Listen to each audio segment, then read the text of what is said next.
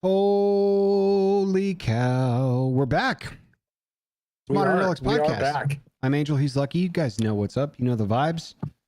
It's We are in Tuesday. regular format. What happened? We're back in our regularly scheduled formatting. Feels good. It feels bad, actually, because I miss having you guys around already. Like I just said goodbye to Paul. We did a breakout podcast on Saturday that started slow, but I think really got rolling once I got to chewing on my feelings a little bit about my week ago. But more to come on that later. How are you, man? You made it home? I did. Yeah. Actually, everything's been going pretty smooth this week. I really actually enjoyed because I was getting ready for bed and saw that you guys were popping up. And I had just thought, I was like, wait, they were going to do a pod on like Thursday, but it didn't happen. I wonder if they're going to do one while he's down there. Mm-hmm. And then it popped up on my phone. I was like, oh, cool. So I started watching it just as Aaron and I were getting ready for bed. And so I got to, but I was like a little behind on parts of it because I had taken a shower. We had come back from the gym and I had taken a shower and had to put it on pause. So then I had to watch you guys at like 1.5 to catch up. And so some of my commentary was a little bit behind on, but that was fun. You guys, I had a good time kind of being on the outside looking in and having fun watching you guys talk. So that was a good time. Yeah, I'm glad you guys got to do that. It was fun. Yeah, it was a good time. And I love Paul to death. He's one of my favorite reindeer. He's invited to all the reindeer games. Well. Yeah. So how about it? You got back. How's your week been? What's new with you? Week's been good. Kind of just got back into the swing of things of work.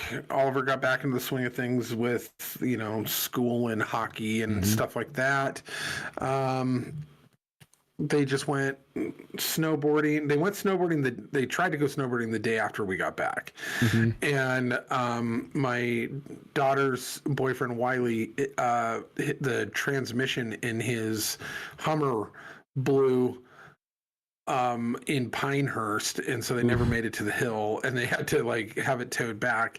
But since then, Oliver's gone now twice. They went again today, and I guess they're getting more snow. We've lost all of our snow here in town. It's all melted away, and it's been relatively warm.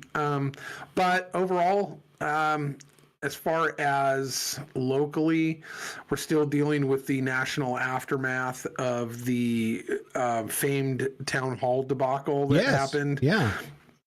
And we thought it would fizzle out, but it hasn't. It's actually picked up steam to the point where the guy at the tattoo shop that I work at when I'm in Vegas, Caps, the owner, messaged me the other night out of the blue and said, "Hey, what is going on with this town hall thing up in your neck of the woods?"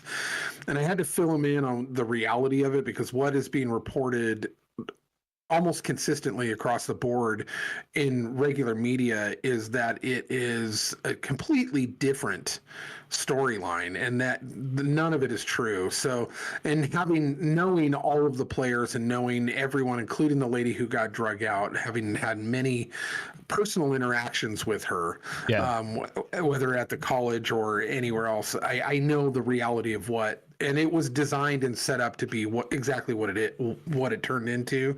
But she has raised nearly $400,000 in a GoFundMe that's essentially fraudulent. She was not a victim. She was not violated. Everything was handled legally. The whole situation was a giant farce, and she does not actually have a legal leg to stand on.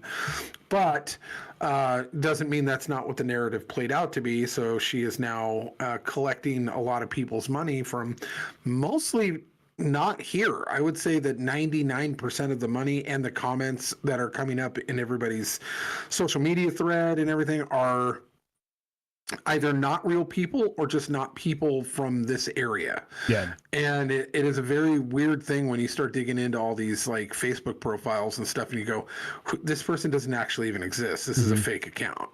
And over and over and over and over again. And so it is a very weird concept, once again, this tiny little town keeps making national news. Wonder where that is. Yeah, it's a curious thing, but outside of that, I don't know. I'm kind of staying out of it because I know the reality of it, and I know it'll all pan out the way it's going to pan out. But we are having another town hall coming up, but I suggested to the people who are running it, because it's actually going to be at the church that I go to that is hosting it, and we've decided to remove ourselves, and I think very smartly and very intelligently remove ourselves from the KCRCC, the local Republican Central Committee here, and just do it independently of them entirely, and just have what I told them to do was, I was like, look, and I suggested this, and I'm glad that they went with it. I don't know if it was due to me, but I'll take credit for it. But it was the fact that the terminology town hall is what opened them up to the idea that this person could jump up and scream 7 times and interrupt and be, because it suggests participation from the crowd. Town hall, no matter how you look at it, will always suggest that. So I said that it should be like a wrap-up forum, legislative wrap-up or a legislative forum, so that it does not suggest audience participation, that there may be a Q&A after the end, but basically it's just to hear what these people have been doing on our behest down in Boise. And so they went with that terminology and said it, which I think will put them in a much more legal, safe space as far as, what is being touted as a free speech quandary that our little town has put itself in. Yeah. Now it's not, but for the optics of it, I just thought that maybe some better verbiage would help out. And so I'm glad that they're doing that. We also have security protocols that are going up, and ticket sales now. So they actually have to purchase tickets to show up, and there's lists of people who are not allowed to buy tickets. So. And it being in a private building and a private event, they are fully within their legal rights to do that. So, but so outside of that, very interesting. Yeah. Yeah, it's a weird world, and I should not be involved in any of this stuff. It is a very strange thing for somebody of my nature to be actively involved in anything like this, but whatever. I guess somebody's got to do it, I guess. Someone's got to do it. Damn. How about you? How's your week? Dog shit. Yeah, that good, huh? Yeah. I mean, I'm sure you caught the pod that Paul and I did when I was kind of almost reacting in the moment. And that's a large reason why we didn't go live on Thursday is, I spent most of the weekend connecting with people I used to work with, former mentors, now reaching out, asking for a reference, basically, for their resume. So a lot happened today over at Redacted. We got to hear from the head honcho today in person. And then I got to meet my new leadership structure, somebody else I hired years ago, oddly enough. And then I got to hear about sort of the reasons why, which were very curated and very lackadaisical. And one of the questions that was pre-written and that they curated out was, are the layoffs done? And the answer was a very snide, well, if performance gets where we need it to be, we won't have to have this conversation now, will we? And it was just like, wow. So not a definitive, absolutely not, but also like, hey, maybe we'll see how you behave. Like I don't plan on it, but if things don't turn around according to my will, then we're gonna have to have this conversation again. And it's pretty it's pretty obvious that the culture is changed a lot where I work suddenly.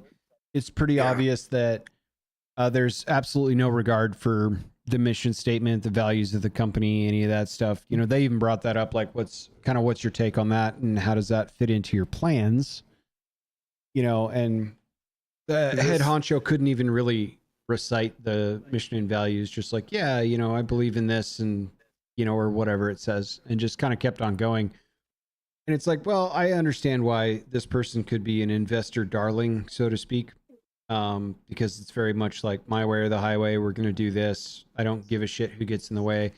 You know, in a pretty arrogant tone, flat out said, you know, if you guys want to email me directly or text me, like, I'm happy to have the conversation. I don't have to agree with you, but I can have the conversation. You know, and it's like, okay, cool.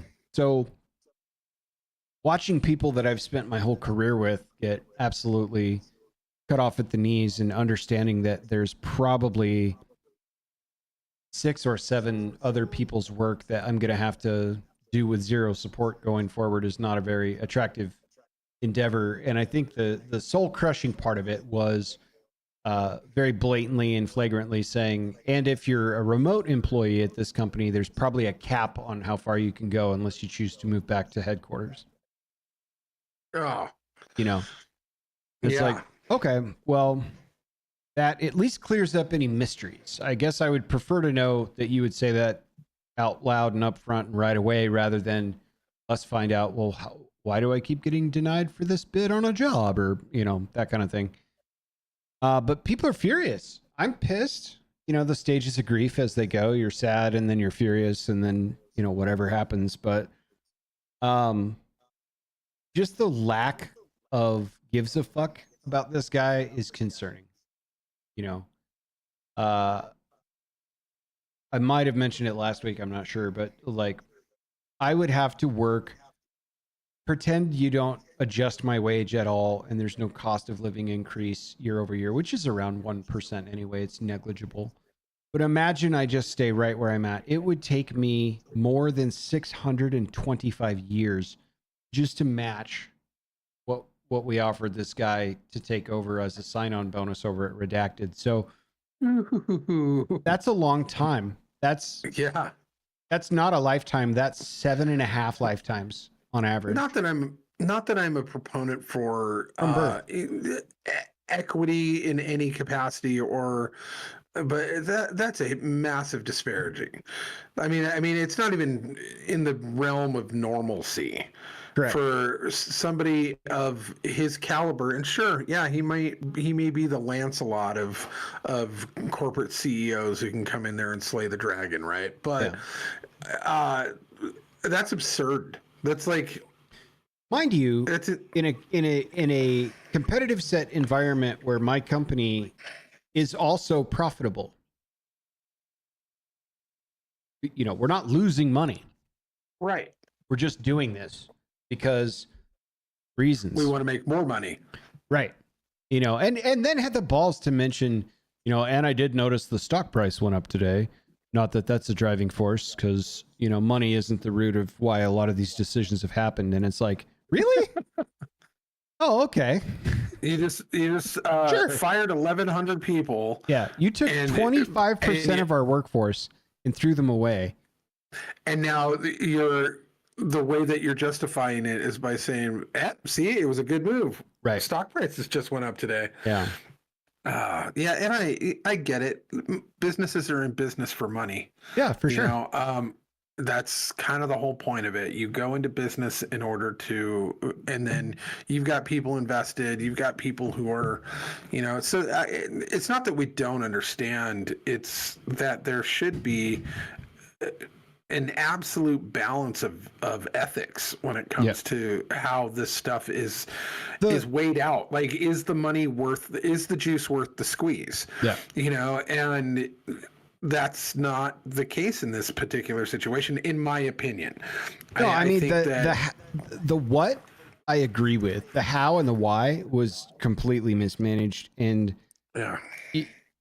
it sucks, because one of the other questions that they had curated up for answer, and they kind of did a non-answer on it as well, was what went into the decision. You know, like, oh, hold my beer. This is what we were all kind of curious about. And it was like, well, it wasn't just one factor. It was all of them. So tenure, how much you get paid, your performance, what, you know, the needs of the business compared to your role, blah, blah, blah, blah, blah. And they had kind of isolated the fact that, you know, the real reason for this is that accountability needs to happen faster, and that everyone's always points at another team because we all have share in the decision, but it's, you know, there's no clear-cut decision maker to hold accountable for stuff. And as a result, you know, it's absurd that we have people managers throughout the company that only have 1 or 2 direct reports. And in some cases that's justifiable, but, you know, in a lot of cases that's not. Meanwhile, my direct department that suffered losses, the manager that stayed, that wasn't cut, only had 2 direct reports and remains having 2 direct reports even after the reorg. But oddly enough, all of the remote employees were the ones that got cut in favor of somebody else. And I was like, okay, well, I understand now that you saying there's a cap on the amount of remote employees and their future. That helps with the decision making pretty easily when you can just cut everyone off at the knees, because out of sight, out of mind, right? They're not here. They can just stay gone.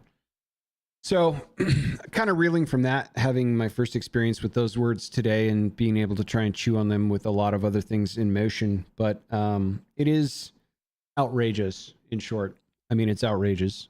So yeah, it's been a hell of a week, man. It's been a really unbelievable week. This is so much worse than the last time this happened.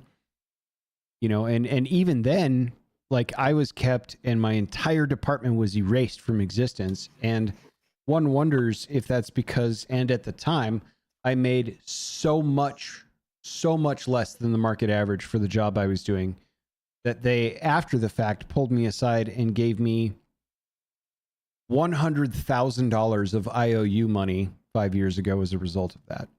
Like, we're actually surprised you didn't quit and find another job. And it's like, wow. Okay, well, I must still come pretty goddamn cheap, which is true if I was kept, because I'm not a paycheck liability in their decisions to cut people. Just goes to show you how much we're valued. And the best part is this hybrid meeting that took place so that all the remote people that were left over could dial in and stuff. They shut off the chat during the presentation. So I don't even get a voice if I had a question. If I wanted to ask the moderator for a link to something that somebody on stage said, if it was the case. I mean, it's like, you don't even matter. None of you. And we'll get to you when natural attrition takes you away, because we're not hiring any more of you. You will come back to the corporate office of the country that you live in over here at Redacted. Brutal. Wow. Brutal. So... yeah, it's a whole new light. I've got a lot to process on what I perceived was a decent career.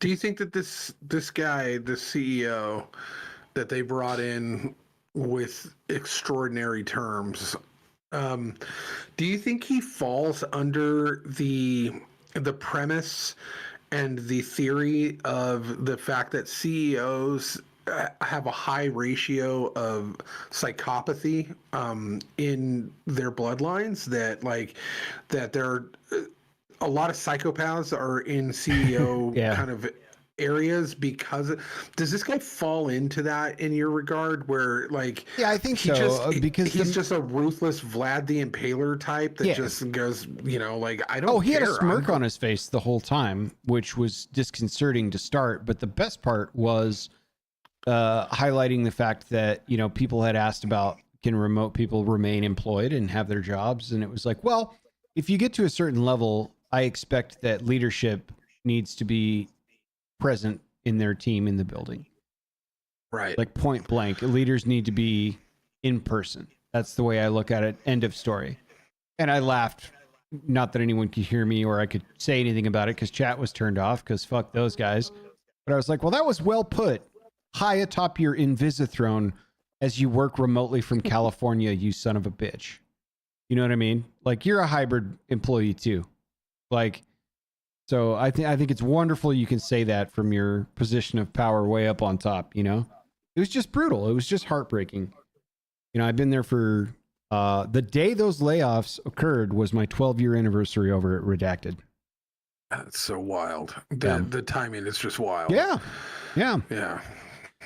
So, you know, I got a lot of soul searching to do, I guess. A lot of things to focus on. But that was my week. It continues to just get interesting as it goes. And it's today's Tuesday. So we'll see. Do you feel like this is, I mean, are you going to start exploring options or just wait this out? No. Yeah. Yeah. Yeah. This was kind of the kicker. Well, now I know. Now I know that there's because you survived the cutout. You know, you survived the wave of all of what was going on. But now that you know what the future looks like inside of that atmosphere, now you're like, oh, wait a minute, this atmosphere is going to ultimately kill me anyway. So I might as well and in some ways options. Actively wants to kill me. Right. In some ways. All right. Yeah. Well, so yeah, I'm, for what it's worth, on the market. The problem is it's got to be a sick situation because, you know, starting a career path over again at 40 years old does not sound attractive, you know, right. Whether it's out of desire or necessity. So, you know, we'll see where it goes, but I'll keep y'all posted. You know the vibes. I'm looking forward to seeing what the future holds for you. I mean, obviously your skill sets offer a lot of promise to any company that would have you, and your portfolio speaks for itself. Yeah. So I would imagine that even in the damaged market that we currently sit in, that there's the right place for you, and I think that what this does is this propels you and gives you the opportunity to go look for that in a more earnest fashion than you have in the past, where you always kind of like dangled the idea out there, but you weren't really looking heavily. Well, I've never closed the door on the opportunity either. Like one such case a handful of years ago, I was offered a tremendous amount of money to leave, and it was not a good fit. And I really struggled with the decision because it was a tremendous amount of money. But what was revealing, bro, was that it was the first time in a long, long time that I could establish a bit of what my worth in the marketplace might be with the job offer on the table. Like, oh, you're willing to pay me that? Like, right. Cool. I had no idea. So I've always been receptive to the idea of like, I'll talk about anything. And if it's the right move, I have no problem making a bettering one's self life decision. If it's not the right fit, it's easier to stay because I have a real understanding for the business I work in and continue to add value. Right. Yeah. But yeah, I think to your point, it's much easier to see the other side of the fence now, like than it was before. There's no more mysteries. Absolutely. Yeah. Well, Godspeed and good luck on all that, man. Yeah, thank you. So thank you. We got a lot. I'm gonna try my hand at hitting the right button on the soundboard here. Because if it's some other soundbite that I don't know, and I can't label these, which is what sucks, then it's just gonna be annoying as shit until I find the right button. So you'll have to bear with me. But I really wanted to bring back defending woke logic. I think it's time we talk about defending woke logic. So I sent you a clip. I feel like 3 or 4 weeks ago. I think you saw it, but I stripped the audio out of it because it was just hilarious, and it has to do with a woman returning to work and realizing that somebody she respected was conservative. So let's listen in and see if I get the right button.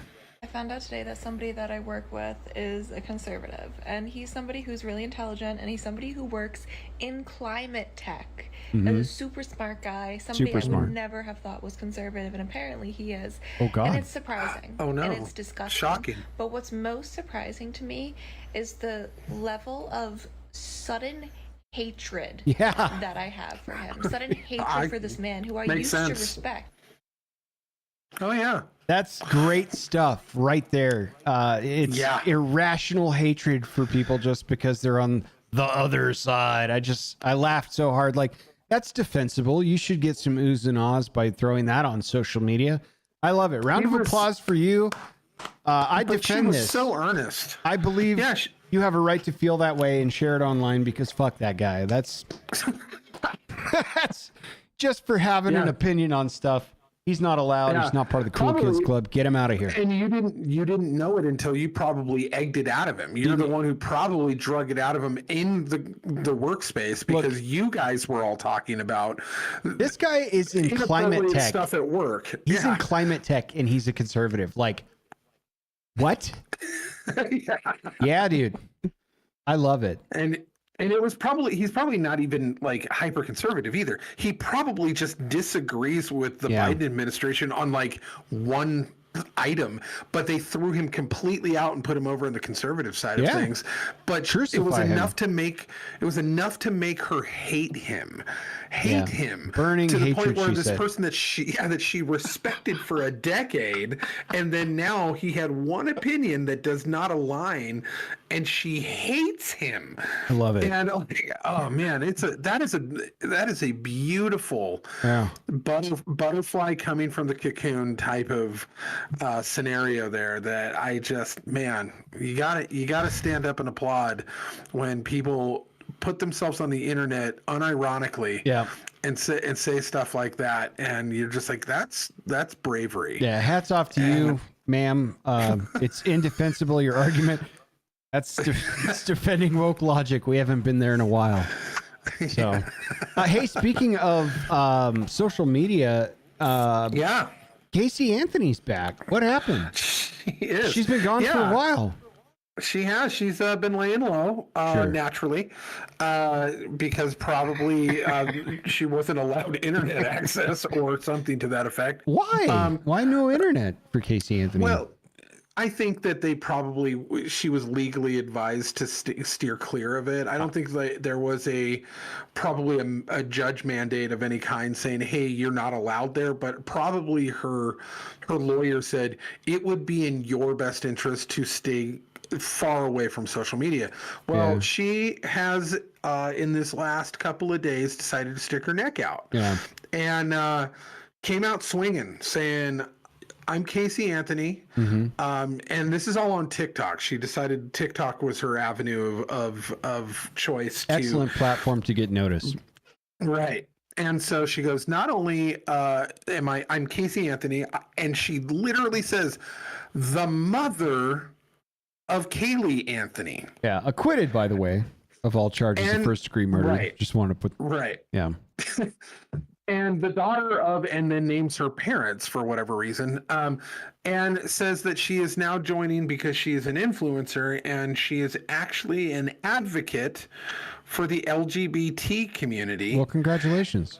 Which I don't think could have been written better by Saturday Night Live or anybody else, that like the LGBT community is now got an ally in the baby murderer, the toddler murderer of Casey Anthony, who now allegedly, sorry, I don't want to get in trouble. No, it's all alleged here. And we should point out, this is a group of people, the LGBTQ plus community, that needs a strong advocate. They don't have a powerful voice anywhere, and I think TikTok is a great platform for supporters to come out and say hi. I can't even say that truly with a straight face. But I hope they put her at the very front of the march. I hope that she could be trending. I hope that she gets the keynote speaker at all their events. I hope. Do you think they'll let her? Man, I can't imagine a person that. I don't know. What if she transitions? There it is. Yeah. The glove didn't fit. You must have quit. That happened. Transition. TikTok, big platform, success. As fond as they are of baby killing in general, I don't think that they'll really have any moral problems with having Casey Anthony being a spokesperson for their community. Time will tell. I mean, we shall see if she gets full-fledged rejection or if they embrace her, because why not? You know, Yeah, the poster child for an American Murder Story, maybe not the best spokesperson for him. I don't know how well she's going to be received over there, is my point. Yeah. But they do need a good advocate. I would imagine that she, with the rest of her life, because I saw some videos today, this lady is just going off on her on videos today. She's going to get absolutely eaten alive. Yeah. On social media, but come to find out that there hasn't been an honest point in this woman's entire life, including graduating from high school. They lied to her whole family.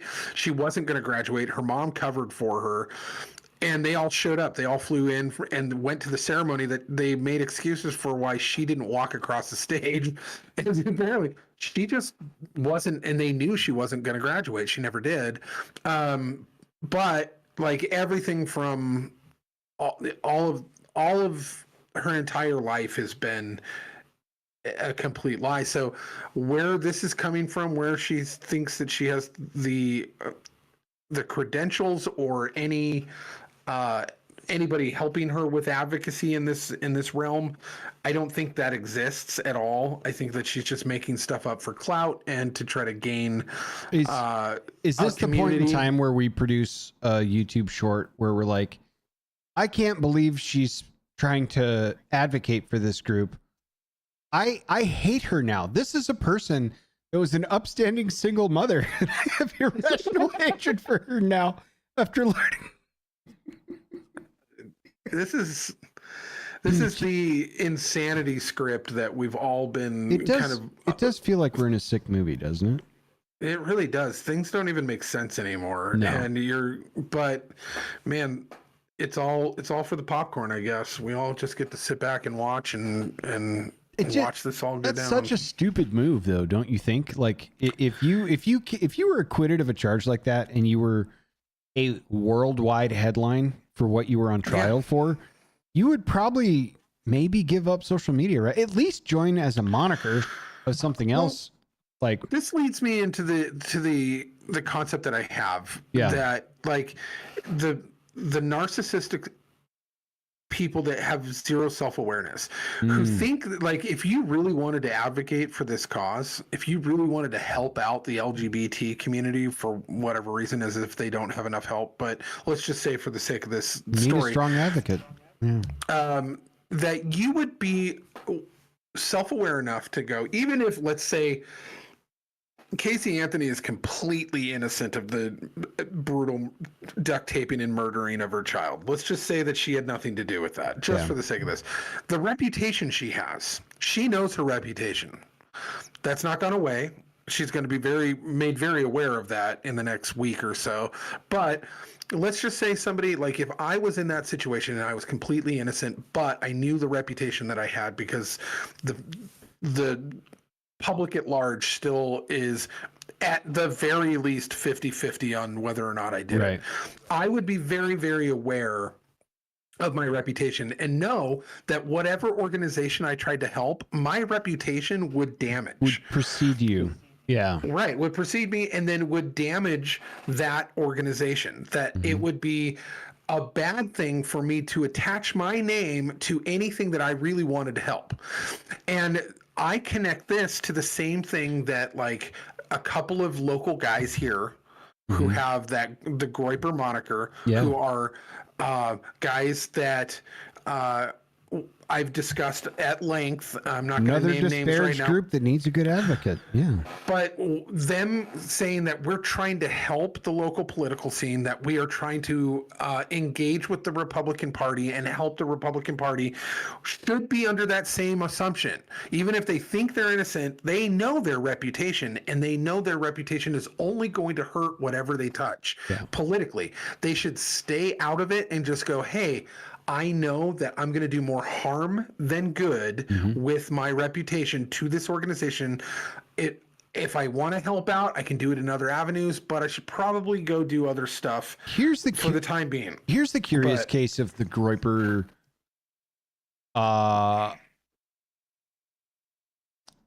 like media presence, right?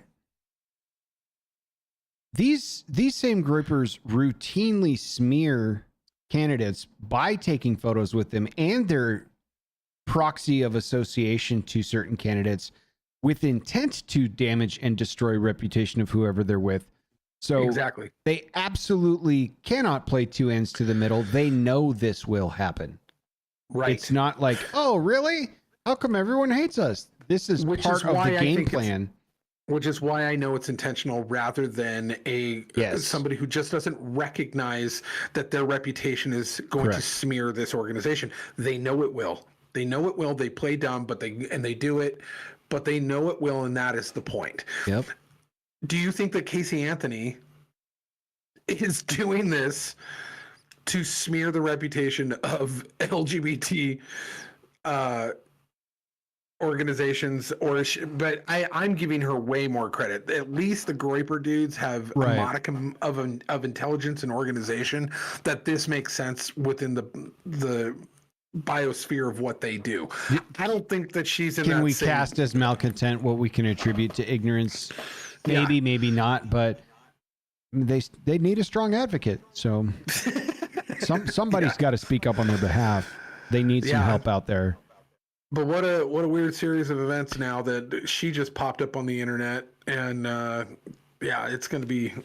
I'm looking forward to watching her just get dragged over the coals for the next couple and frankly, by everybody. Like who's on her side? Is there a single person who's going to be like, "Hey, she didn't do it. Be nice." OJ wasn't on social media. I don't think it was around when OJ was going through his business, but I don't know. Hey, speaking of somebody who's been in the public eye for a very long time as a court jester and is now the president of Ukraine, Zelensky. Our boy Big Z's back in the news. He had a very fruitful and productive meeting at the White House in the Oval Office. I think it was week before last. Was it last week? Yeah. Fun times. Yeah, it was a little less than a week ago, but yeah. I'm trying to parse this out because I'm doing some research, but to me it seems that some rules were set when Germany was allowed to unify. Mm-hmm. And it was like, y'all can't move any further east, so says Russia. We'd like this United Nations thing to maybe take a pause on what's going on. There was an agreement that they would not be able to have any of the countries that border the Russia, because if they were allowed to unify Germany, that the UN would not be able to have a single country that bordered Russia. Yep. That was 100% the agreement.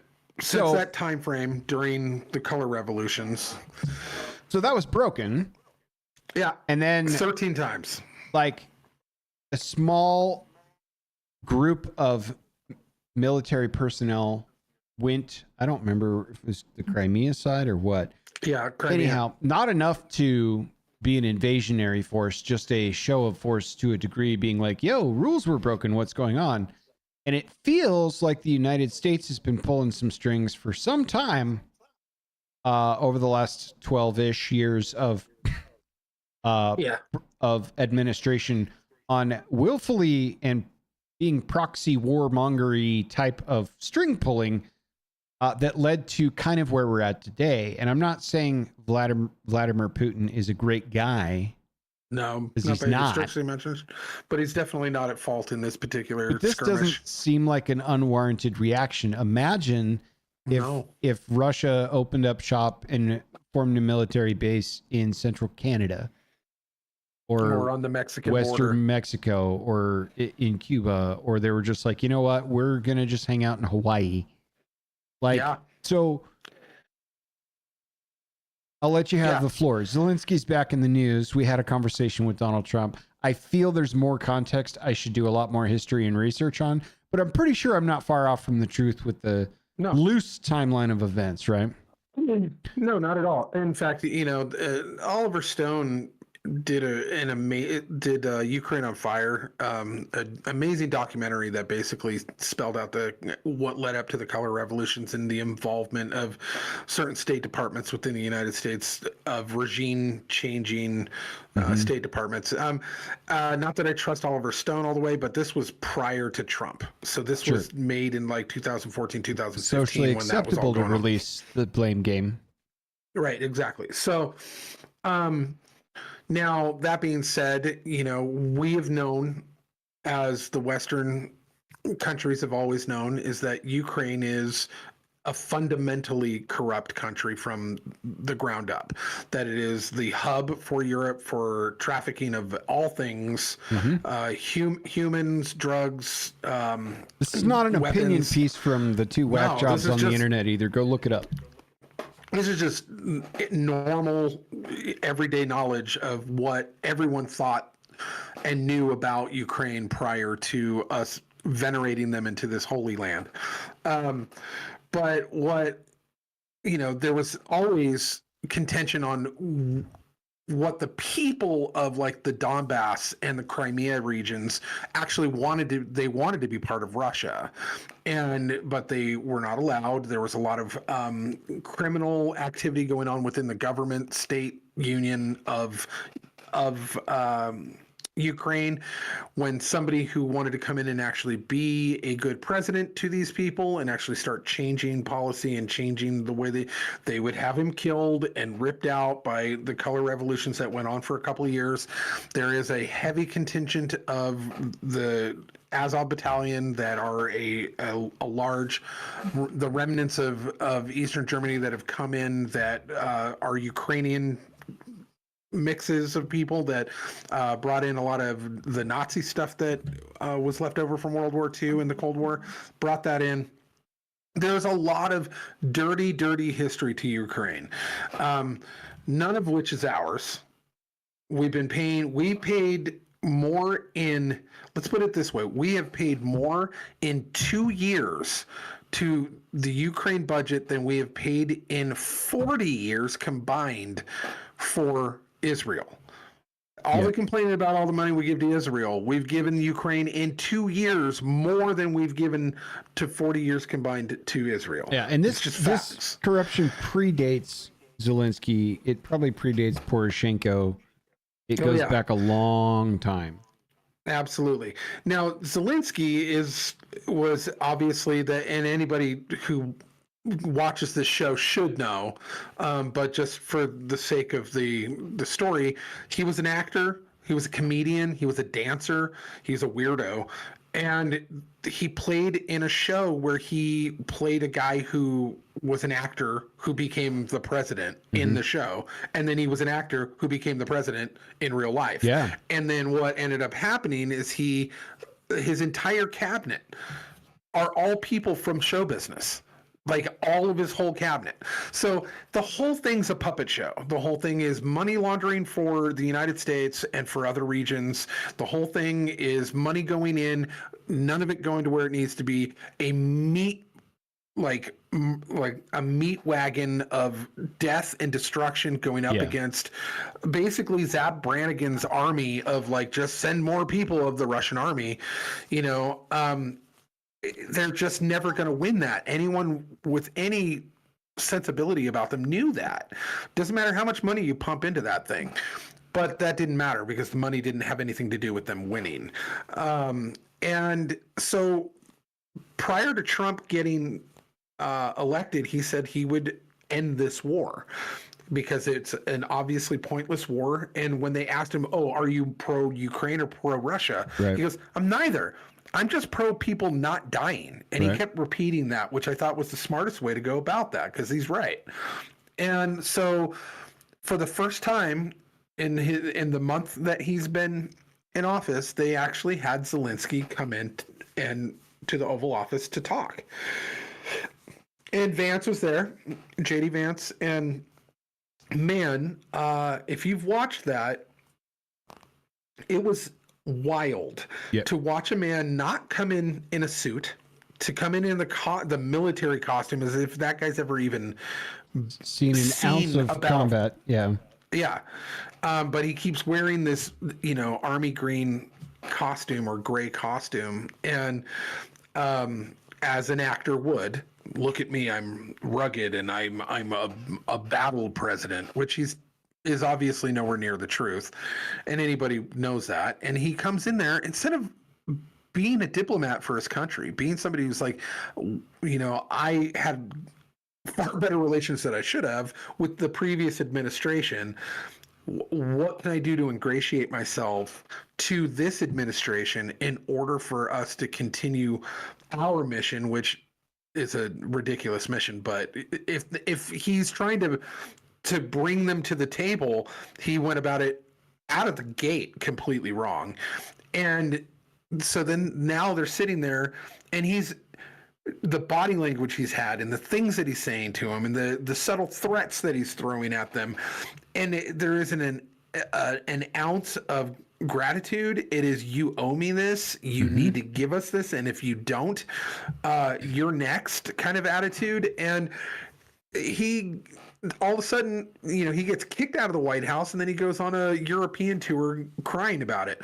Now then today, or yesterday or today, Trump cuts off even the military aid that was already on its way. It stopped. It didn't get there. So as of today, apparently, because Trump's whole thing was, we should be getting something out of this. We can't just keep giving you this money. Well, and so Marco Rubio said that him and Vance had an offline conversation with Zelensky as well, where they had kind of like reached an agreement where he needed to take some stuff back to his cabinet and be like, oh, okay, cool. Mineral rights. Sounds good.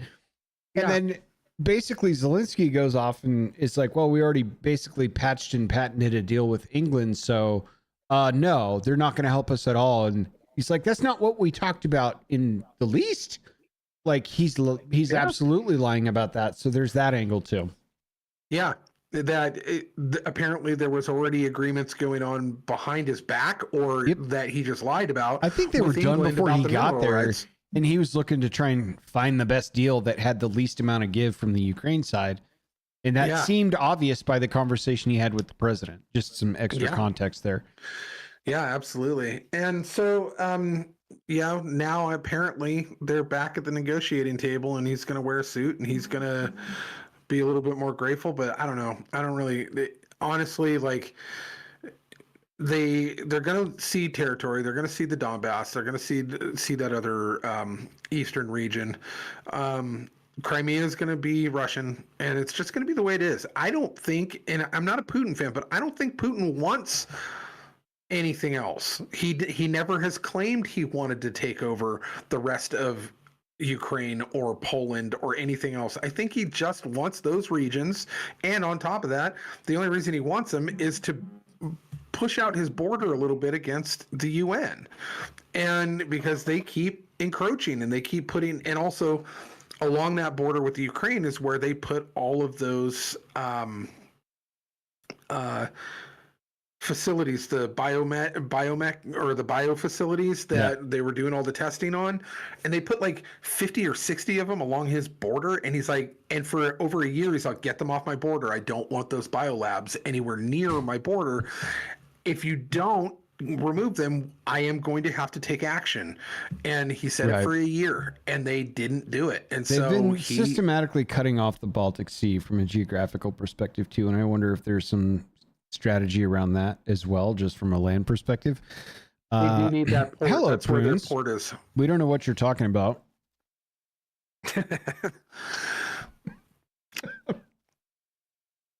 I'm not at liberty to comment on any ongoing investigations.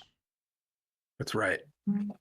Is what I'm saying. So yeah, more to come on this one, but that was a bad look. It was a rough look from Zelensky. It really was. And I'm getting like feedback from, the left side of my social media feed of I stand with Ukraine flags are going back up, and I've got a bunch of people who are crying and screaming about this and saying that Trump handled it poorly. And I was like, Trump handled it exactly the way I would have. Yeah. So I don't know if you watch the whole thing or if you understand this at its capacity, and we just differ in opinions, but I don't think people really get what's going on. No, they don't. And setting my sights back to Seattle, Washington for a brief moment, there were people that were protesting in favor of freeing Palestine that were getting in the way of the pro-Ukraine rallies at the same time. Like they were jockeying for attention to protest around the same building, which I think is absolutely amazing. Cynthiana Faster, welcome. Hello. Cruz asks how we're doing. I led the show with not great and some reasons why, but I think hopefully we'll be getting better here in the next week or two as more information comes out. Good. But he's doing good, so that's good. It's one of us.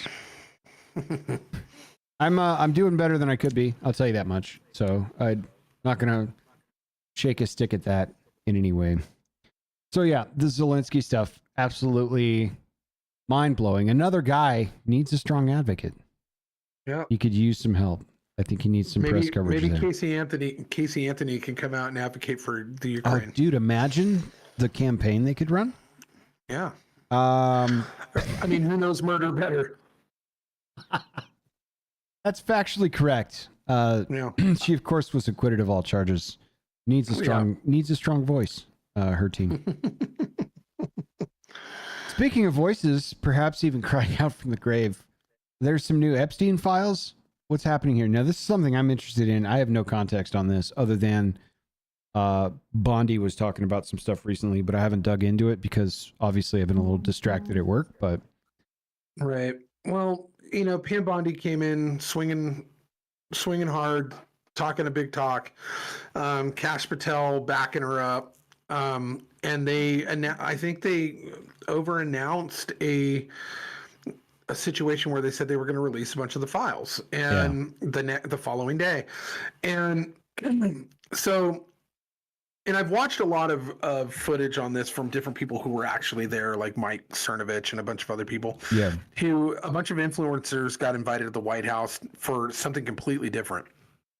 And they were handed the binders, the big Epstein binders, not knowing what it was, weren't even out. They didn't know anything about it until they were handed it to them and told what it was and told them they had to be quiet for about 3 hours about it. And then they were let out to get a bunch of pictures taken of them holding them. But they were even told when they handed them, this isn't what we thought it was. We're going to give it to you guys because you guys are the new media. Mm-hmm. But a whole bunch of it is not here, and a lot of this is redacted. And literally everything that they got came out 3 years ago, unredacted. So all of it, there's no real new information in these binders. But come to find out that apparently the New York Fed office has gone rogue, and that they are. Never heard of them. It's a small organization out of New York. Cool. Yeah, they like the Kiwanis or Elks Club kind of guys. Sure. Yeah. So they are the guys who apparently were supposed to be the ones holding all this information, and apparently they did not. And Pam Bondi either got a little mud on her face for it, or it was designed to be that way. Kash Patel is not happy, but we'll see. I don't know if we'll ever see him. I'm at the point now where I just kind of don't care. Yeah. I just assume that anybody and everybody within media and politics are all guilty of being on that island doing horrible things. And so I'm like, every movie star, every musician, all of them, if they're of a certain level, they were there doing horrible things. And now there's also all the needs a publicist. That Jeffrey Epstein needs a good advocate and a voice for himself, just got to get it out there. I think Casey Anthony is also available. She seems to be. She's doing great on TikTok, I heard. Yeah, scholars would argue that might not be the best move, but there she is. Dudes are saying.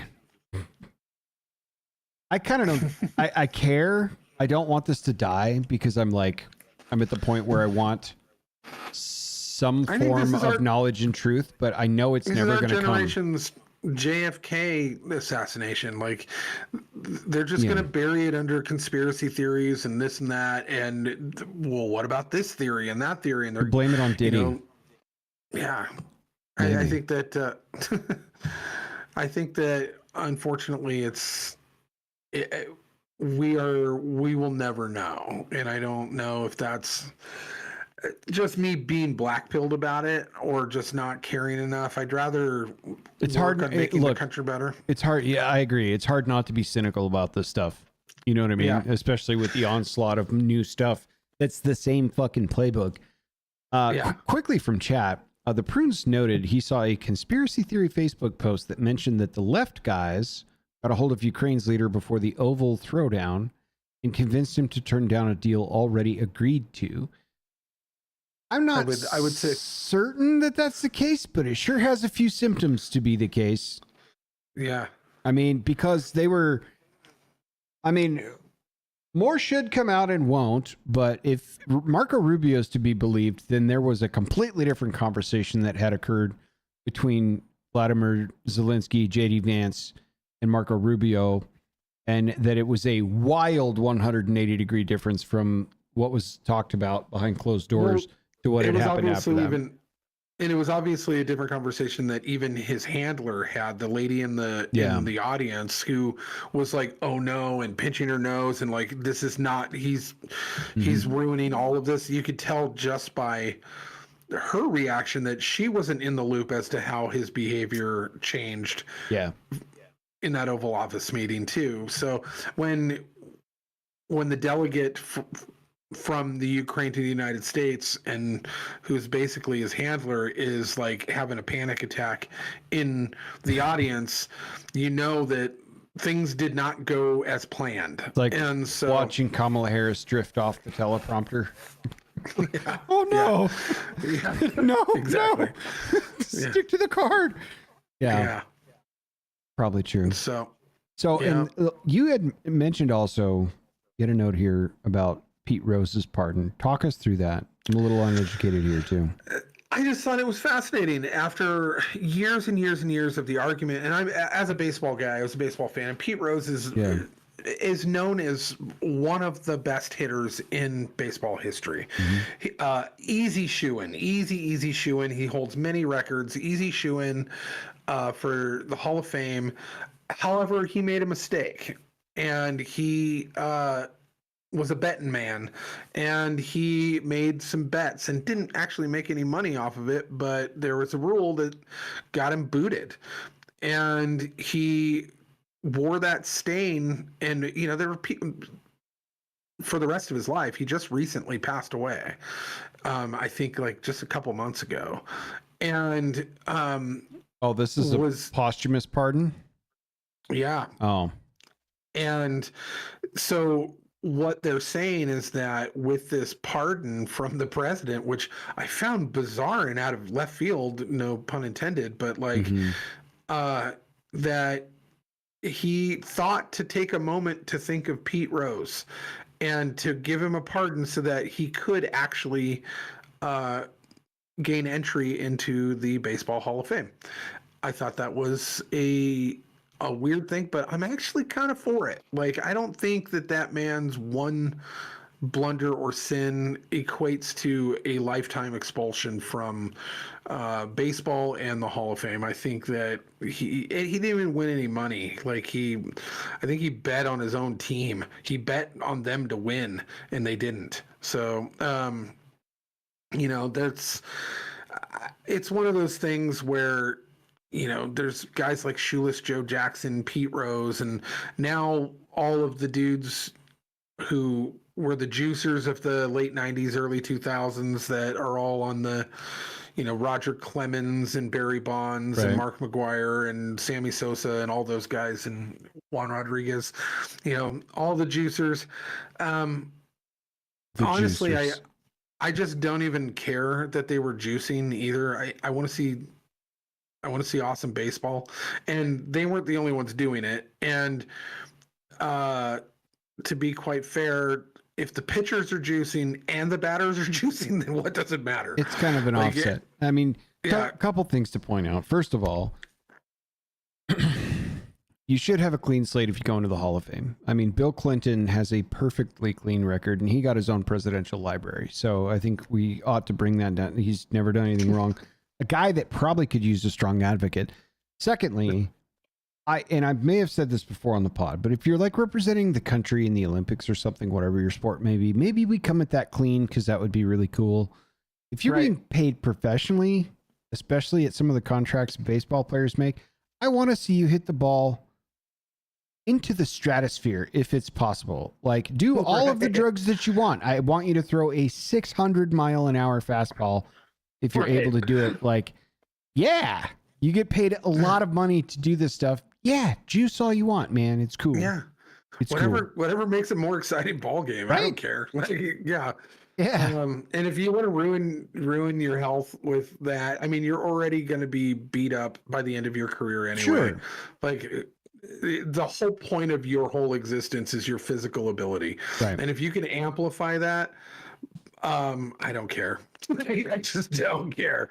And I guess there's the purist in me that kind of understands the argument against it. Yeah. But, I'm obviously saying that satirically a little bit, although I had considered if performance enhancing drugs would help me be a better premier podcaster. So, I mean, I think it would. Yeah.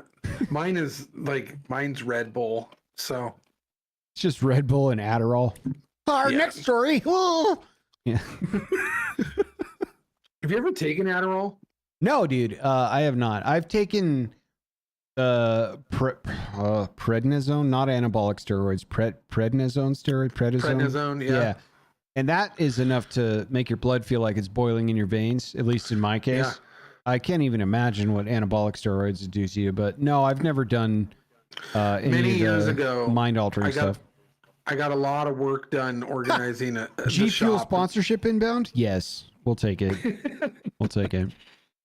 I got a lot of work done at the shop one time having my manager gave me Adderall and never again. It's speed. It's speed, right? And yeah, absolutely. So no, Adderall is not for me. I will stick with coffee and energy drinks. And having said that, and I'll have an energy drink once in a great while now.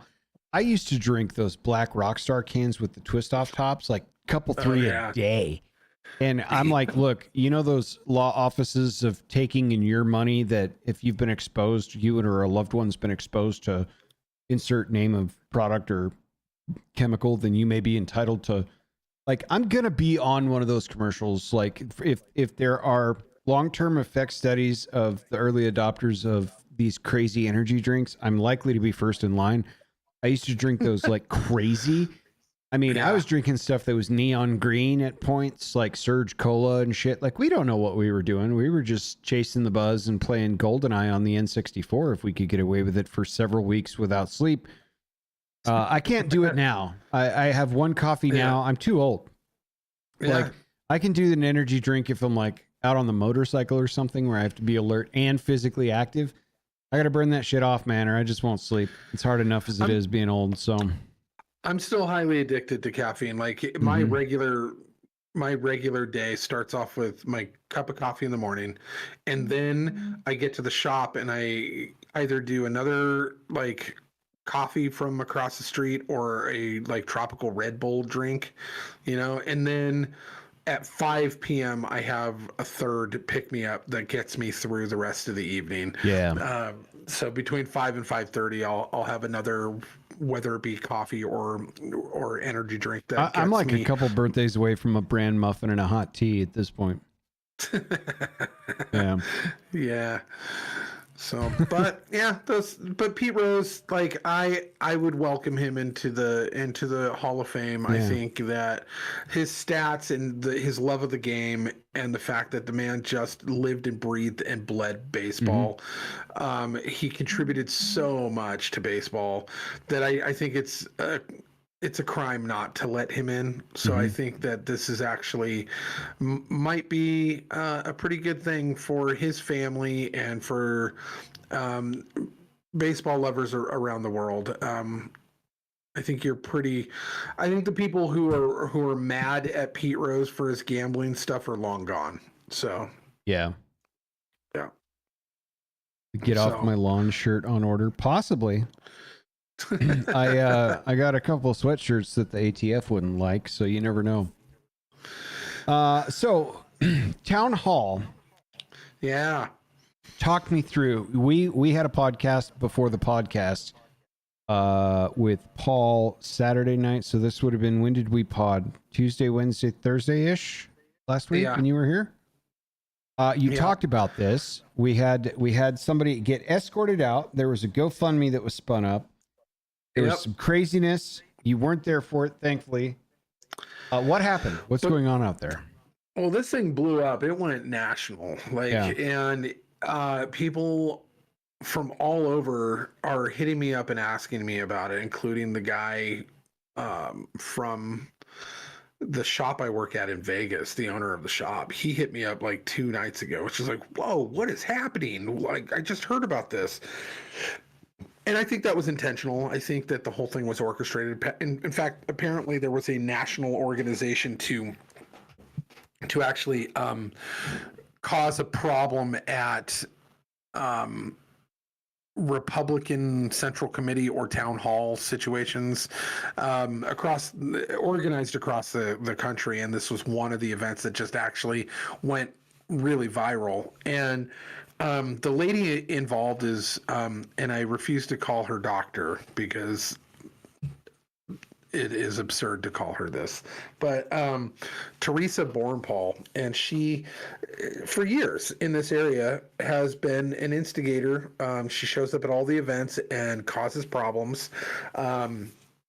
She's known in this area for being what we call the clipboard lady, because she steals clipboards of petitions that she doesn't like, and then gets caught and gets the cops involved, and she gets a slap on the hand and then let go.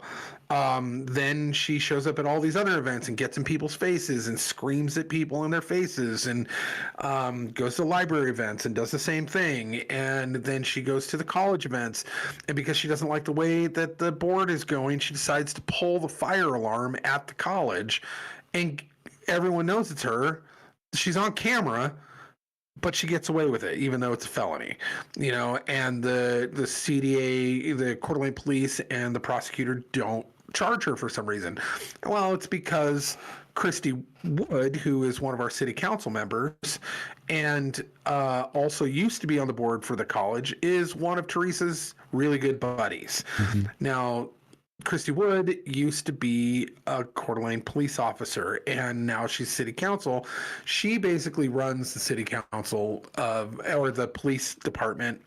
Sure, Lee White is the chief, but he takes his marching orders from Christy Wood. If Christy Wood says, "That's my friend, don't press charges," charges don't get pressed. So this lady has been able to bully and push and scream and felony her way through all of these different events, and then shows up at this event where it was a private event rented by the KCRCC, and she and a bunch of other people organized together that they were going to be there, bring signs, and throw and pitch fit. And I think the verbiage of it being called a town hall kind of indicated that they had the right to jump up and interrupt whenever they felt like it. And the whole stage was filled with our local state legislators and senators. So there was like 10 of them, or more than 10 of them, up on the stage. And they were trying to tell. Press says there were 450 people there. There were, yeah. So not a small gathering. No. And so they were told at the very beginning that this is a private event, and any outbursts you'll be asked to not do that. And then if you continue, you will be removed. We have security here. And the security were posted all around. Mm-hmm. They were a legitimate security group. And they are actually a business, a security business, but they were asked, because it was on a school, to not be armed. Mm-hmm. So they were not armed, but they were posted all over the place. There was probably about 8 of them there, and they were told twice before the event even started, "Here's security, if you decide to disrupt, you will be asked to leave. If you do not leave, you will be removed. So our sheriff happened to be there. Now, technically, he wasn't on duty. He was out of. He was in a suit, out of uniform, and slacks, and had his badge on his belt, according to AP. Yeah, absolutely. But here's the thing: a county sheriff is never off duty. Correct. He's an elected official. He's always on duty. So I made the argument that if you were to walk out of a grocery store, he was to walk out of the grocery store with his wife on his day off and saw a man hit a woman in the parking lot, right, he can't be like, I'm off duty. Right. I can't do anything about it. Obviously, he's not off duty. He is the sheriff. He's always on duty at all times. So, yeah, so he intervened and said, hey, he knows Teresa, and he's like, Teresa, you're acting crazy. You need to stop.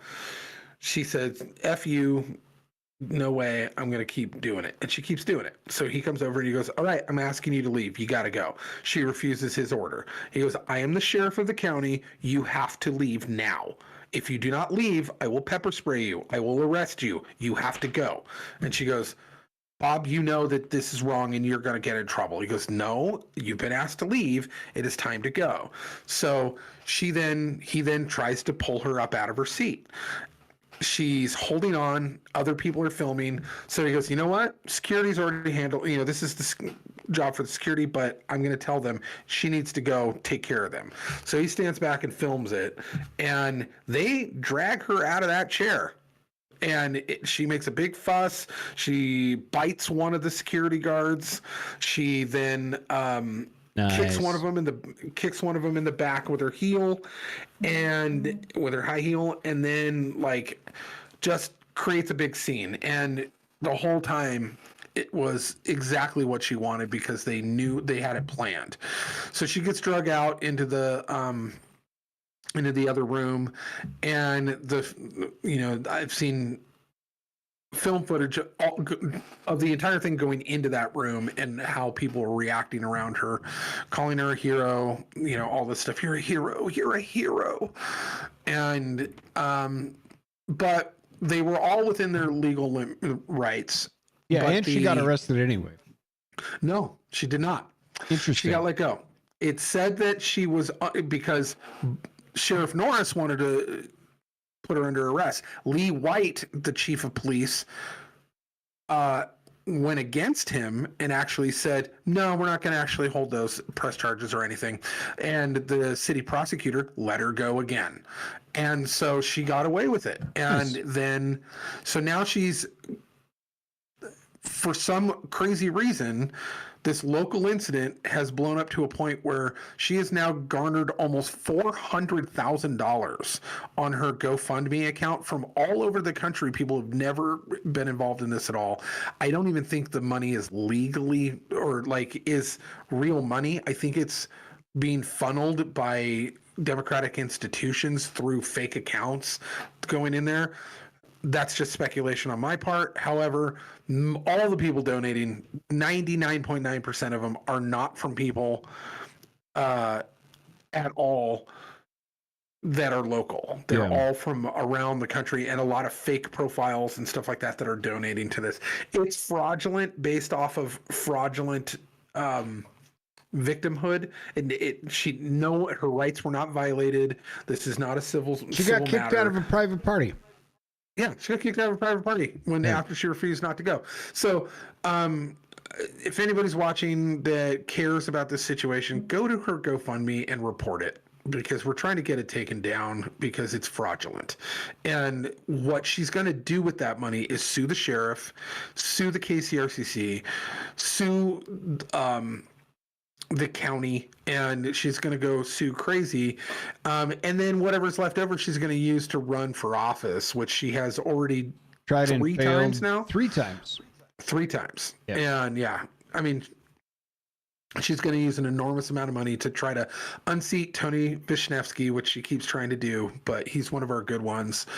And use this as a crutch of I'm the pro free speech, sure, candidate, the martyr. and Yeah, the martyr. And so, and that's what's been going on in that regard. But the fact that it has gone to this point once again, it's bananas that we now have another situation that has gone nationally viral, between Patriot Front and Gun to Lane and all sorts of other little things that keep sparking up in our little our little corner of the planet.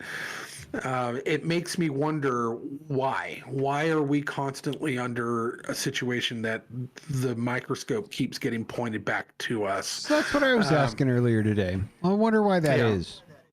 Yeah. Yeah. So, yeah, I think because it's a little pocket of freedom they don't like, and they want to make sure that we're not being noticed for our freedom. And you shouldn't be noticed, not for your freedoms. No way. That's against the rules. Yeah. What you need is a GoFundMe and a strong advocate for that group. And a strong advocate. You need a strong advocate. Yeah. Maybe I can get Casey Anthony to advocate for Teresa Borenpal. If we could get Casey Anthony to do a spot on Modern Relics, I would 100% do it. Feel like, yeah, that would be fun. Yeah, just advertising. I'm Casey Anthony, and I listen to the Modern Relics podcast. We'll get our people on that and see what's going on. Yeah, it's been wild. You're like at the epicenter of all kinds of viral news from this little nowhere inland northwest town that just continues to get quiet. press We're supposed to be over a quiet and over. little town. Yeah, Yeah, all that's the wild. time. Like, it's Gun to Lane, it's the women's basketball team, it's the town halls, it's the raging parents kicking in the doors at the school board. It's like over and over and over again. I find it hilarious. You would think that this spot wasn't boring, and it seems like the town's boring. If you Google that spot, you're not getting fun vacation with the family for a weekend. You're getting all this crazy news story stuff, and then all of the predating the mid 90s reputation that area had too was also newsworthy. The Prune says our small city had a visit from a big city news stations to go over what it's like being a border town in these times. Did they interview you, Prunes? Did they? Did you get on the? Yeah. Did you get on the news? Yes. Were you a strong advocate for your community? Needs a strong voice up there.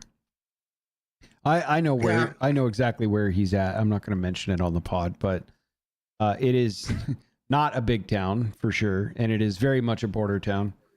Do you guys run? I don't know. What do you guys run? Drugs like syrups and like what do you guys got going up there in the border town trade? Are you muling stuff in and out of America like maple leaves and? No, they interviewed some random small shops.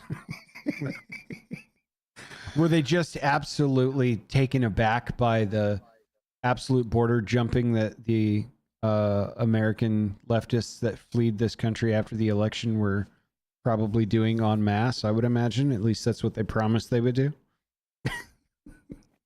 There's a steady stream of purple hair going over your border. It's just all the ultraviolet hair follicles just slamming through.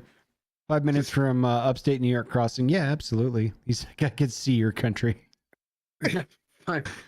5 feet tall and 4 feet wide. The purple hair just over there with the binos. Like, not yet.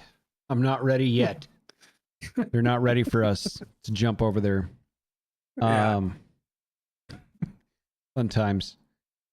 Yeah, dude. I've been so head in the sand with my livelihood and my job and all the bullshit that's gone on recently down at Redacted that it's fun to break away and actually look at some world news because I've just been disconnected. I've been extremely, in my own head about, well, what if this, then that, and planning and trying my best to figure stuff out. So it's good to kind of reconnect with the outside world a little bit.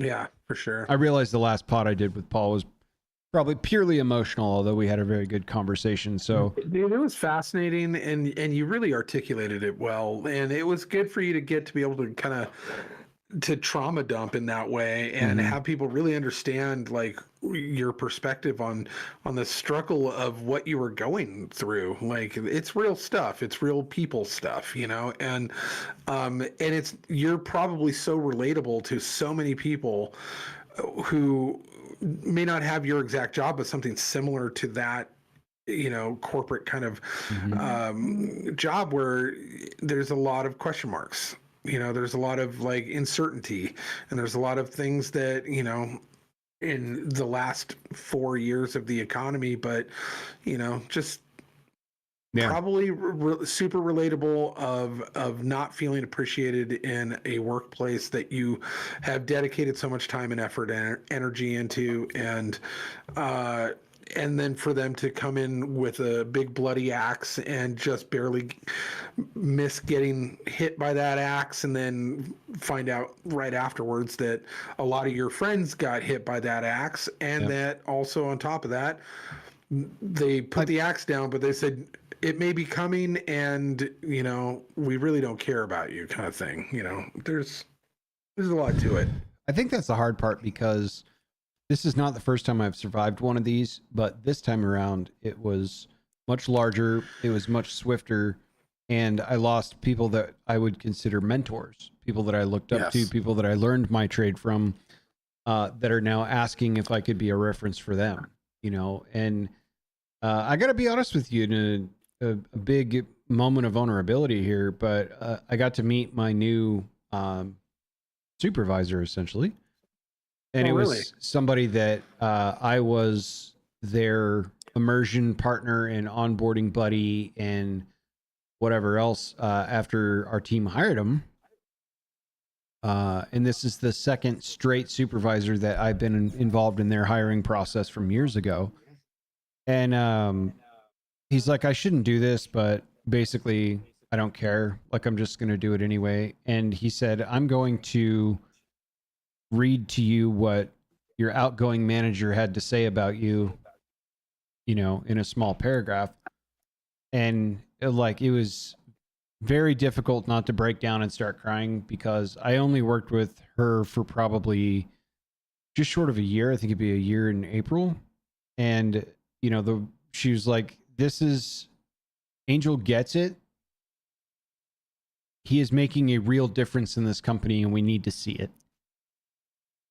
And I was like, wow, like nobody's ever in more than a decade had anything kind to say about my direct influence on the work and outcomes of what's going on here at Redacted. So it was a lot to take in, because she still had the balls to write that to who she perceived would be the inbound manager, who was, and saying, things to know as I'm on my way out the door, because I just got fired, basically, along with 1,100 other people. What's left of the team, this is my thoughts on them, and it was gripping, to say the least. Yeah, and that was my last meeting of the day today, and it was just like, wow, like you never know if you're doing a good job or not, because you just come up for air and there's more work to do, and you end up doing it. So I found that to be, very kind that they would take the time to say something like that when they have a million other things to think about, especially in that moment. So it's trying to deal with all those emotions, both from learning what had happened, figuring out where my place is in it, and now the aftermath from the top down on what tomorrow looks like. And it's just a lot to take in. So yeah, I appreciate you carrying some of the stories tonight, because it's been one hell of a week. Yeah. No, I had a feeling that you were going to be kind of consumed by the aftermath of the week. So, and when you weren't doing that, you were going to car shows with Paul and stuff, Yeah, so like, I had people I to knew that entertain. you were preoccupied. Yeah. Mm-hmm. So, but yeah, no problem. So, movie recommendations. You watched Paradise? What is this about? I did. I haven't seen it yet. So, it's not a movie, it's a TV show. Okay. And I started watching it, I think prior to going down there last time, but we had other things to review.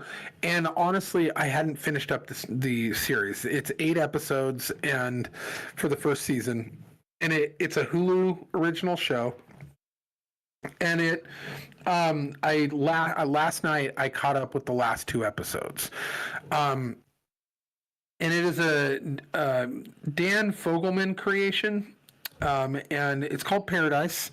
And Dan Fogelman, I think, is responsible for other cool stuff, but I just don't know. Sure, I can take a look while you're going through it. Yeah. To be honest, I was far more fascinated with the show in and of itself, outside of just looking at like how it was created or anything. This is Crazy Stupid Love, This Is Us, Life Itself. Okay, I'm familiar. Yep. Now this is a departure from what he's done in the past. This was quite possibly one of the best written, and one of the most intriguing and delightfully like engaging show that I've been involved in a while. And it takes multiple different elements and kind of rolls them up into one very tight package of a murder mystery meets man, I don't want to give away too much because it really matters not to give away too much of this. Yeah. But it is, let's just put it this way. The murder mystery of the President of the United States is just the tip of the iceberg of what you're going to get with this show. Okay. It is just basically the background noise to what is actually going on. The cast of characters is phenomenal. It's led by Sterling Brown. He plays Agent Xavier Collins, who is the Secret Service agent to the president, who is played by James Marsden, which in my opinion, James Marsden's great, but this is probably the best role I've ever seen him in. He was good in that HBO show about the robots. Yeah. He was very good in that. I think he's kind of underrated. I like that guy. Anyway, I do too. Go on. I do too. You're going to like him even more after this show. Okay. And essentially it's a cast of characters built around an event that happens, and what gets unveiled and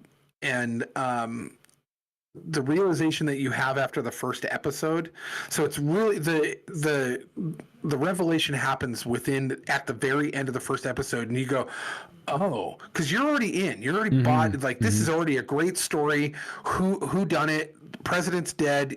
The relationship between him and the Secret Service agent that's his main dude, and the other characters, and what actually happened, and you're already invested, and then all of a sudden it flips you, and at the end of the episode you go, oh wait, this isn't what I thought it was at all, and it's a completely different story than your average kind of political murder mystery. Gotcha. And it is phenomenal. Nice. I was completely engrossed. I could not break away from it.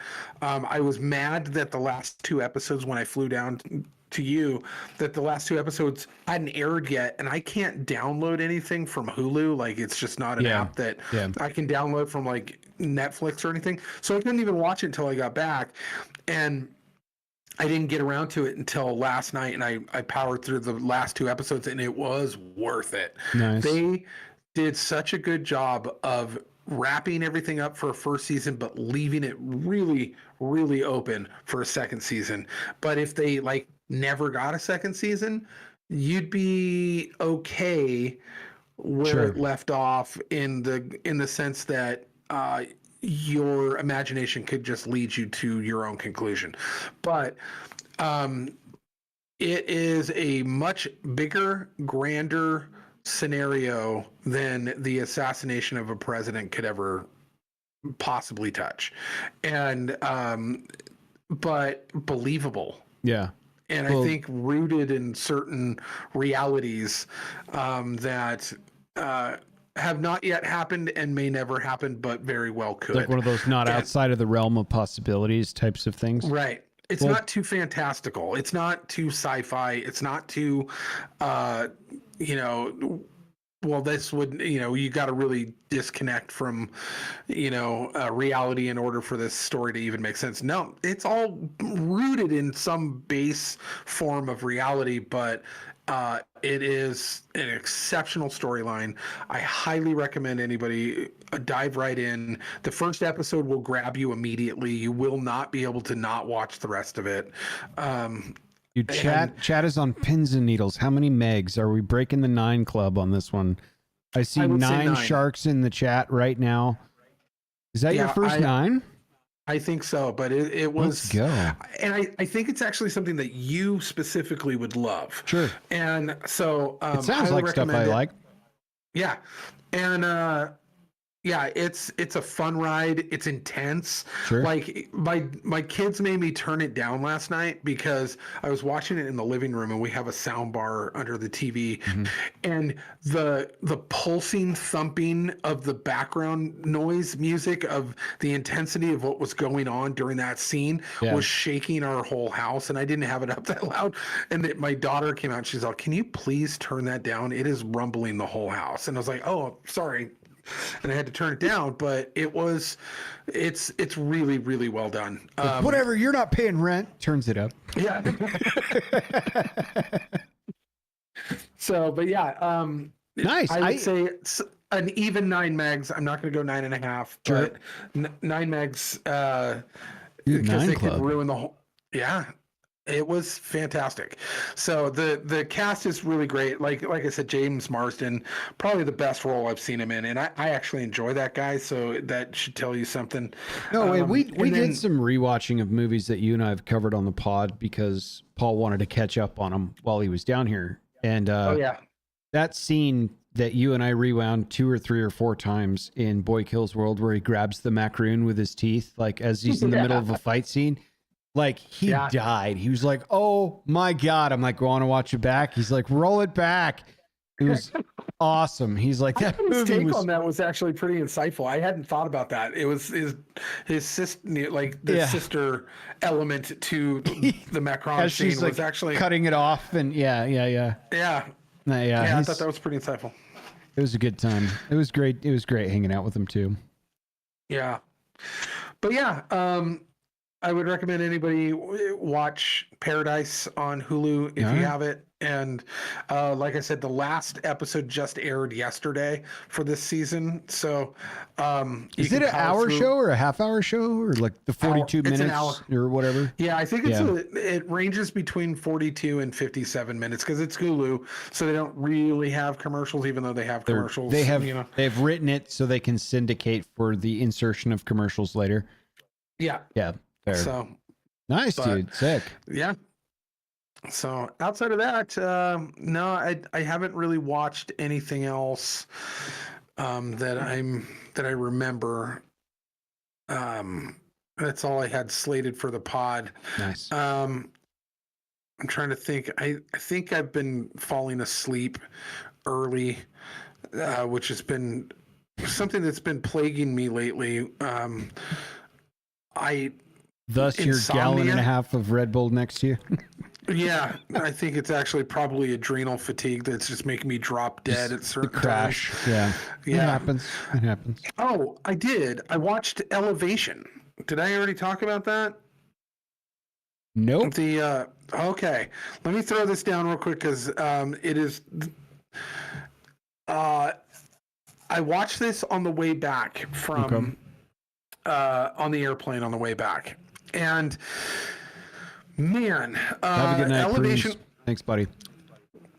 Elevation is a movie that just came out in 2025 theatrical release, or 2024, and it's a sci-fi apocalyptic movie starring Anthony Mackie and Marina Baccarin. Yeah, I love her. Me too. And that was one of those things where I was. She was a big draw for me to come watch this movie. And then Maddie Hassan and a cast of other characters that don't really matter. What's this called again? It's called Elevation. And it's basically a sci-fi apocalyptic movie where an alien race comes up out of the ground and starts taking over the world. And they're very kind of insect-like. But they... for whatever reason, they find out that they can't the aliens can't go above 8,000 feet. Okay. And so what's left of the human population that figured this out migrated above there and set up like little mountain camps all over the country, right? Sure. And if you drop below the 8,000 mark, you're at risk. So they mark everything. And of course, this movie felt borrowed from every other sci-fi genre and done worse. So it was A, boring, B, recycled material, highly overacted by Marina Baccarin, which she was the only good part of this, but they even wrote her some horrible stuff. Yeah. Anthony Mackie was just like, it could have been anybody, but it was oh no, my kid is sick and I have to risk this adventure to go down there. Let me bring this ragtag team of people, the scientist who needs to go figure out how to make bullets with some type of magnet shield on them in order to break I don't know. None of it made sense. There was a whole bunch of stuff that even timeline within their own movie didn't make sense. Yeah. Like he's driving at bat out of hell speed, gets up to a point where he's almost at the elevation, but then flips his car and has to run to get the medicine to his son. He had left the scientist lady an hour away at the science lab because she was going to figure out the magic bullet, literally, like the magic bullet on how to kill these things. Gets attacked. They go to black. As she just puts one cartridge in and shoots, you know that, of course, she got the formula right. It's the magic bullet. However, timing-wise, he gets out of his rolled car, starts running up the mountains, running from the aliens. They're coming after him, and it's like him running for like 10 minutes after having driven for like an hour, and then he gets to this point where then he's up against some rocks and he realizes that it's more than one. It's like 6 of these things, and they're all surrounding him, and he's about to get eaten by the big aliens, and all of a sudden, pa-pow! One gets hit by a bullet and then explodes right in front of him. And this, the way I'm describing this makes it feel like a Men in Black type of scenario. Not at all. It's supposed to be taken in a serious tone. Okay. Not in a campy, like weird splatter alien, but it explodes this alien, and he's like, what just happened?